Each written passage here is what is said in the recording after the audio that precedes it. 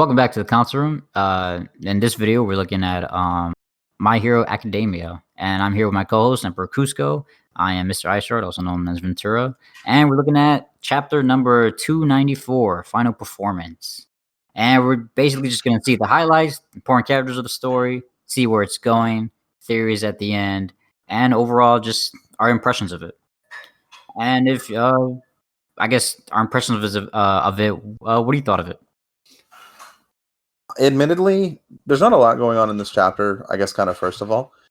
Basically, we're kind of seeing this fight come to its end, and we get some exposition on the past of Mr. Compress, which, to be honest, for me, I was kind of about this for just so many reasons. He's never been a villain that has ever kind of really been touched on in terms of having a significant past or, having an integrated relationship with the characters from the main side. And I don't know, man, to be honest, this whole chapter, I'm like, I was sitting there thinking to myself, why do I care about this guy? I don't. Well, that's why they gave you the backstory. But I still don't care. It's kind of too late. Yeah. Because it's just like, oh, I gouged my body out. That's, to be honest, I think that's probably the most redeeming part of this chapter, is that I would argue previously there has not been a very large effort made on the villain side to show how willing they are to put their own life on the line. Like, yeah, when you had kind of the Revolutionary Army versus the League of Villains, maybe a little bit, but especially with some of the characters like what's his name, Double and Toga, for sure.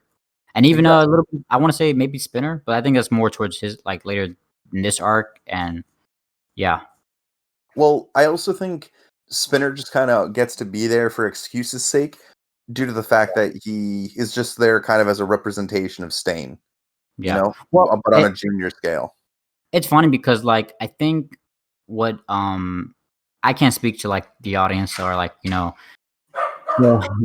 who likes who. I don't think Mr. Compress is popular in my opinion. Like he's not my favorite villain. Like interesting powers, but it's just very I don't want to say it's lackluster because you've seen him do cool stuff in the previous arc, but it's just I don't know. He's not my favorite part of the members. Like yeah, Spinner isn't like the best either when it comes to his abilities, if you want to call it, because that's what's I kind of like the main driving force when it comes to the power set here in the series.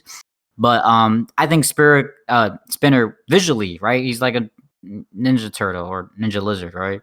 So, and we get his drive, and we know that like visually, we know that like just because he looks different, also he's not the strongest. So like you kind of like I don't want to say cheer on for him, but then again, that's just like my opinion when it comes to that. Like I'm with you, and I think you probably agree. Mr. Compress has never really been my favorite, So I think that's why you see this like quote unquote badass moment. Because I'm not gonna, I was like, oh damn, for the drive. And again, and I said before, like this arc has been like for the villains too, where like they're pushing forward and to get I guess at least one chapter for this guy because we haven't before. And again, I think he just hasn't been popular. Like another popular character I can't remember, that magnet dude who died. So like they're kind of like on the same rank. So if anything happens to this guy, Oh, but didn't he die? Yeah, he straight up like he got cut. But that was back in the season like 1 or 2 equivalent of the anime, wasn't it? Yeah, the Yakuza and stuff like that. So, yeah. Okay, but again, dude, I didn't even like remember that guy, to be honest. Exactly. Mr. Compress sticks in my mind more than him still. Really? Sorry, but I would agree, man. Again, this character has just kind of been subpar, but that also speaks to why this whole chapter ends up kind of coming across a little bit more empty, because I'm not attached to this character in any way, shape, or form. To be honest, the most attachment I get is at the end when he's sitting there like with half his body missing, and his face revealed. Yeah, I'm like, oh no, I'm like, okay, that's way cool. That's a way better character design than a friggin' weird mask. That guy in a top hat, way better design than that guy without a face and a top hat and a mask. Like, what the hell? And So with his metal arm, because he did lose it in when they faced against the Yakuza, if I remember right. I think that's yeah, how it was. I Yeah, believe so. Freaking overhaul again. yeah. But again, so you had, I would argue you had a really cool character maybe on the back burner, and you kind of just didn't get to use it, and now you have this moment that ends up coming across, maybe empty is not the right word, but it's a little hollow. The Well, only yeah. Go ahead.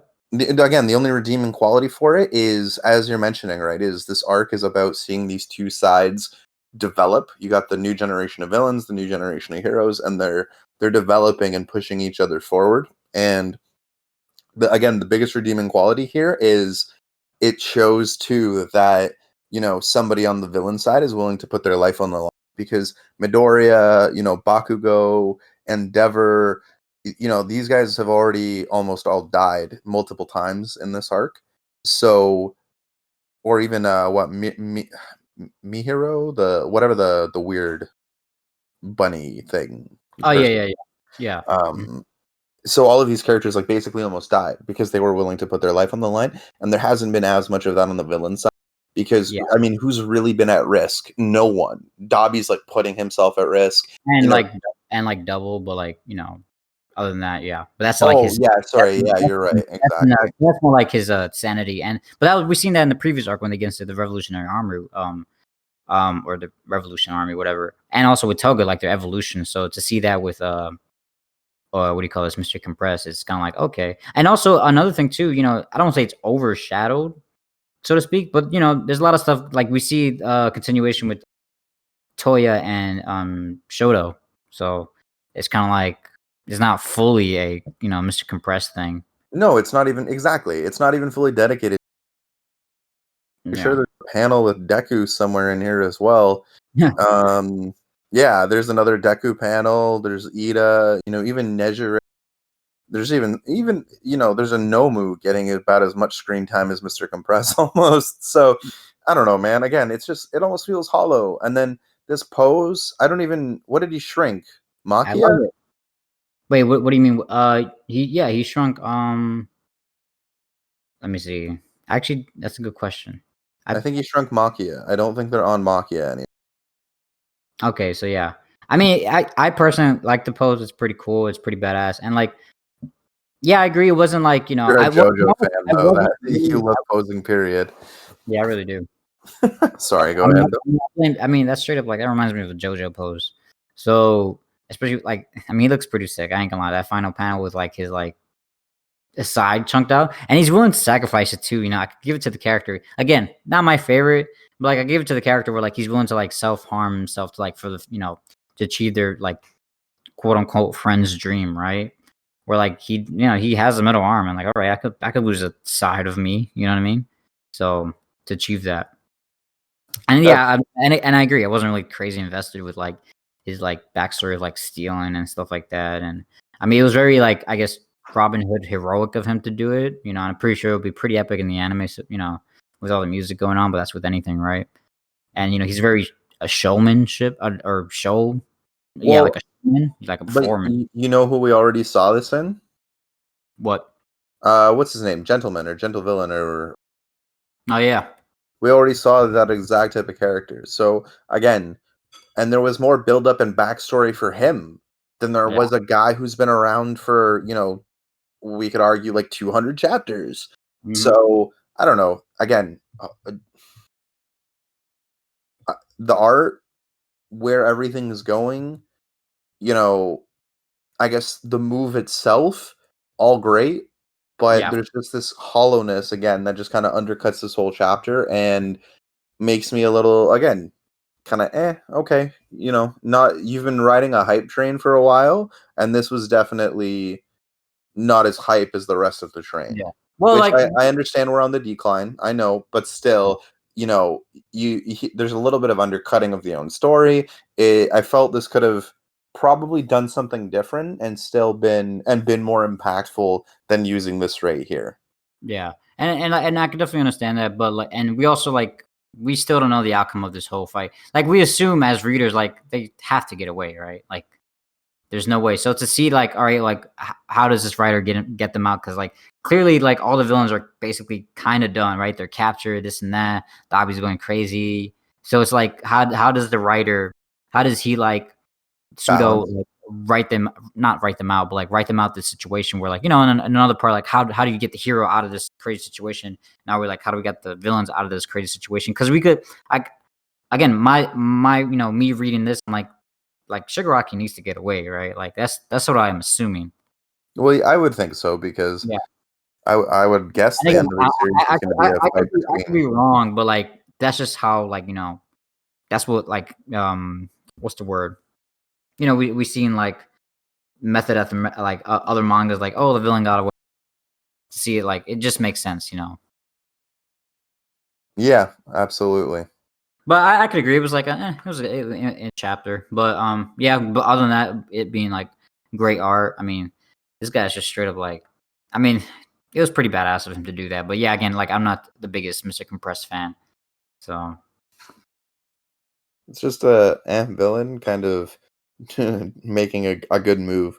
So yeah, we'll have to see what next week's going to bring because, again, as you've just kind of spoken about, and as we've been kind of guessing over the last few weeks, is how do they get out of this situation? It's exactly as you said. Normally it's getting this. That's actually also a good point. It's an interesting reversal because usually at this stage in the story, it's the heroes that need to escape, right? Because yeah, it's not the final battles. So I don't know. We'll really have to see. But as always, looking forward to it. I'm sure next week will be a bit of a bounce back. Seems like Spinner's gonna get some time to shine because he's the only one left. So Spinner, come up clutch, buddy. yeah. Because that will also be a big surprise because he is the underdog of the league. I would think. You know what I mean? I would think so. Yeah. So for him, like if I saw him like come out with the clutch, I was like, oh, was not expecting like more like satisfying. Yeah, I could understand that for sure. All right, man. I got nothing left for my hero, and we've covered all of our series for this week because Jujutsu Kaisen is on break. Yep. So unless you got anything else you want to add, I think we're good to go. Oh, that's it. Just comment, like, subscribe, play in the background. I hope you like our videos. Keep watching. There's still more. And there's Sugar. Thanks, Yeah. Sugar. We'll end it on that note. Yeah.